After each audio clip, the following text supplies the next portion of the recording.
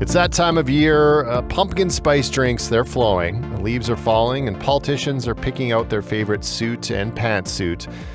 The Saskatchewan Fall Legislative Sitting begins on Wednesday with a speech from the throne. To give us a preview, we're joined by our political panel, Mandryk, a political columnist, and we're also joined by Jeremy Symes, who covers the legislature for the Canadian Press. Hello to you both. Good morning. So, Jeremy, what are you expecting from the government in this throne speech on Wednesday? Yeah, the throne speech is a chance for them to really outline their policy going forward this legislative session. I think the one thing I will be watching is whether the province is going to outline a policy proposal that would see this idea of forced treatment for those with drug addiction. So it's another way they call it is involuntary care. And so the reason I'm thinking that is during this summer, Premier Scott Moe has hinted at this idea at various press conferences, and he's calling it a compassionate care model. He's asked this question himself, can people in an addictive state be unable to make short-term healthcare decisions? And so he's looked at other provinces as well. We see BC looking at this, planning to add more beds for involuntary care. Alberta also passed legislation this spring, which basically would allow families or police to request involuntary treatment for those with addiction. So we'll be watching that for sure. In the throne speech in the past, the government has always talked about safer communities, and we're seeing homelessness, addictions issues still prevalent in the province. The Premier talking about that more often, so I wouldn't be surprised for him to tie those two issues together. And then the throne speech is an opportunity for the government to kind of tell us how they're feeling, the economic mood. We're going to get a sense of that. And so I'm just going to watch if they're going to talk about the canola tariffs that they have, that China has on Canada, what kind of economic uncertainties the province is feeling about that. And yeah, we'll see what else comes up. Marie, what can we take away from the throne speech based on the past performance from these speeches from this government? It's a cumulative performance. 18 years is a long, long time. You get to the point, if you've been in government for 18 years, where you don't want to do the dull stuff because generally you can't deliver on the dull stuff. And the dull stuff is delivering a balanced budget and providing the services that are needed, which isn't as much fun as making huge pronouncements early on in your tenure as they did for the first 4 years about how we're changing things and how we need legislation to do that and major bills to come forward. Often at this point, as we saw last year with and last couple of years with Bill 137, silly bills that really don't address needs in this province as much as others. Now, one can argue that addressing the needs for addictions is a serious need, and it probably is. But I'm a little suspicious it's also a political statement, because in the way in which they're addressing it is an unproven way in terms of forced treatment. It sounds like something that can nicely appeal to the political base, and the longer you go along, 18 years, the more time you spend addressing political concerns, because you tend to be governing from a bit of an echo chamber, a bit of a silo in terms of how to address these needs. I hope that's not the case with this particular issue, but I am a little suspicious. It's a lot nicer saying that you have a new plan and a new idea based on political philosophy that's going to work for a specific issue in the province in which we need to address. And it's a lot easier saying that you're going to do that than saying I'm going to deliver to another balanced budget, and we're going to deliver on health care, which are going to be major issues for the opposition. And speaking of that, Jeremy, the opposition will lay out its agenda. What has the NDP been focused on in recent weeks? Yeah, healthcare has been the big one for them. They've been talking about closed healthcare facilities in rural Saskatchewan, people going there for help, and then they get turned away to another rural facility, and then they go there and they're also closed. So they've been bringing that up. They've been after the government and the Saskatchewan Health Authority about that. They're talking about crowded hallways in our city hospitals, specifically in Saskatoon. That's a big one there.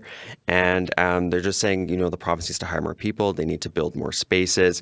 And they're for their own policy, like they're right now getting feedback on what they call hopefully a big, bold new healthcare plan when they head into the next election. So they're already talking about that. And they also have promised a new hospital in Yorkton if they get elected. So that's where they're focused on. I also expect them to push Moe, the Premier, on the canola issue. Again, they've been after him about that, saying he's not standing up for farmers. And I also expect them to talk about the wildfire season that we had in the summer. Denera Beach, half of it pretty much burned down. You have some of the response issues there, the wildfire response issues. So they're going to ask about that. And you actually saw the province this week say that they've closed the bidding process for an independent review into this. So they're on it as well. So lots to watch. And Murray, for the NDP, from what Jeremy talked about there and outlines, what are you expecting them to really focus in on? Or is it going to be a number of different things? We saw that in the recent session because they have so many new MLAs. They seem to be, kind of funneling out different issues to different people. Well, the impossibility of governance in a place like Saskatchewan with its sparse population and distribution and needing to get services to a massive area the size of Texas should make this a more fun exercise for the opposition. But once again, it isn't fun if you've been doing it for 18 years and you want to be in government and you want to do things that are going to lead to that end. And we're starting to see the NDP announce this week plans to address it to that end, one of which is, we need to win rural seats. We figured out after a year ago, after election, that, try as we might, we can't win government without winning a few seats in rural Saskatchewan. So where can they win rural seats? I'm not saying that Yorkton doesn't need a new hospital, because they obviously do, but I find it interesting that they're emphasizing Yorkton as an opposition when that tends to also be a seat that maybe they have a hope of winning one day as a rural seat. And I think we're seeing more of the focus like that. I'm a little suspicious. I'm overly suspicious because old men are. But in terms of even the agenda related to the forest fires, because it's all related to forest fringe communities where they're making these announcements and raising these concerns, they've already got the North pretty much locked up, although they lost the Athabasca in a by-election not long ago. But they got the North pretty much locked up. They don't have Prince Albert. They don't have Meadow Lake. They don't have some of these forest fringe communities locked up. So this is a huge issue for them. That said, it is a huge issue, and the government needs to do the independent review that Jeremy pointed to, and I'm glad they are. I hope it's a sincere effort to really deal with the situation at hand. There's a few great issues for the opposition. Healthcare is always a great opposition, although there's a long-standing history that they can't escape in terms of their years in government 18 years ago when rural hospitals were closed. And that tends to be still an issue. I think what we'll get into in terms of the EVs is versus the canola tariffs is a great issue for the opposition right now. So I see them emphasizing that particular issue. They really have to dig down in terms of wasteful government spending and other things to be an effective opposition. So one hopes, considering we've seen a pretty repetitive criticism model from the opposition, that we're going to see something new in this session that's based on good, solid research of things that have gone wrong internally in the government. And Jeremy Murray mentioned it there, and you talked about it as well. There's this back and forth about the EV and canola tariffs. What's the latest? Yeah, the latest is the Chinese ambassador said this week that China would remove its canola tariffs if Canada removes its EV tariffs. So that was the clearest signal we've ever had from China on this. Right away, you had Premier Wap Kinew of Manitoba again call for this EV tariff removal. And then you had Premier Scott Moe go on social media and he said, quote, this is a clear signal of how Ottawa can act. So the NDP jumped on that. They say Moe needs to actually be more clear about this, be more forceful, and ask for this EV tariff to be removed. They've called him a flip-flopper on this issue. Now, if you look at what Moe has said in the past, he did say at one point that he would like the EV tariffs removed, but only if Canada had a good relationship with the United States. And then a few days after that, he said it's not so easy to remove these EV tariffs. So the opposition just wants him to be more clear on that. And in response to this, the government did say they're arguing, he has been clear all along.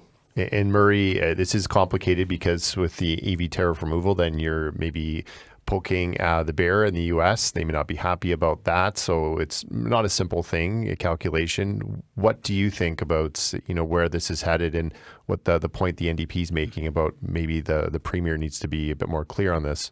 Well, it is complex, yet amazingly it isn't. Listen to what Jeremy said in terms of reading between the lines from that we're getting from Scott Moe, and we are getting his lines. This should be easy. We're Saskatchewan. We sell canola. We basically see Manitoba. We see Alberta. When have Daniel Smith and Wab Kinew ever agreed on anything? But they seem to agree on the notion that, hey, maybe we have to take a serious look at these EV tariffs if this is what China is offering in terms of moving off on canola tariffs, because canola tariffs are important to us. They're even more important to Saskatchewan in terms of the overall economy. Yet, as Jeremy outlined, we can't seem to get a clear, definitive word from Scott Moe saying, no, these canola tariffs absolutely have to go, and this has to be Ottawa's number one priority. Although at times he said that in the past, he's backed off it. And I think he's backed off it not just for reasons of being a good team player with Team Canada and the problems that it creates in the United States and the whole tariff issue and problems in Ontario, and those are real. But I think it also creates political problems for the federal Conservatives, who really don't know where to go on this particular issue either, because they want to send a national policy that doesn't offend Ontario voters. So I think that the complexity of this is something that provincial governments can get caught up to if they lose sight of what they're there for. And they're there for to represent the people of Saskatchewan and the farmers. There's 35 farmers in the Saskatchewan caucus. This should not be a difficult one for Scott Moe. I would love to see something definitive in the throw-in speech in relation to that, but show me that there will be. Murray, Jeremy, thanks so much. Very welcome.